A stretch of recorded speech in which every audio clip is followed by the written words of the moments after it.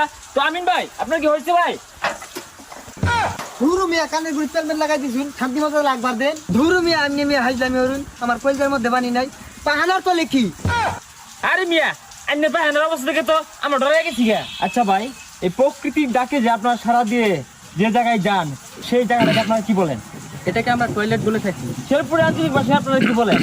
আমরা তো পাহানা কই, এটা যদি আমি শুদ্ধ এটা কই এটা হইবা আক্কু খানা। আচ্ছা যাই হোক, ধরেন শিং মাছ দিয়ে তরকারি রান্না করছেন, এটা কি আপনাদের শুদ্ধ ভাষায় কি বলবেন? শিং মাছের ঝুল বলি আমি। শেরপুরে আঞ্চলিক ভাষায় কি বলেন? আমরা তো কই হিঙ্গি মাছের সৌরা, এটা যদি আমি শুদ্ধ এটা কই তাহলে হইব শিঙ্গি মাছের সৌরা। আচ্ছা যাই হোক, যে চাপা শুটকি যে আছে এটাকে শুদ্ধ ভাষায় কি বলেন? চেপা শুট কি বলি আমরা। আর শেরপুরে আঞ্চলিক ভাষায় কি বলেন? আমরা তো চেপা কই, এটা আমি শুদ্ধ এটা কই লইব চেপু। আচ্ছা যাই হোক, এই নাকের সর্দি এবং ময়লাকে আপনাদের শুদ্ধ ভাষায় কি বলেন?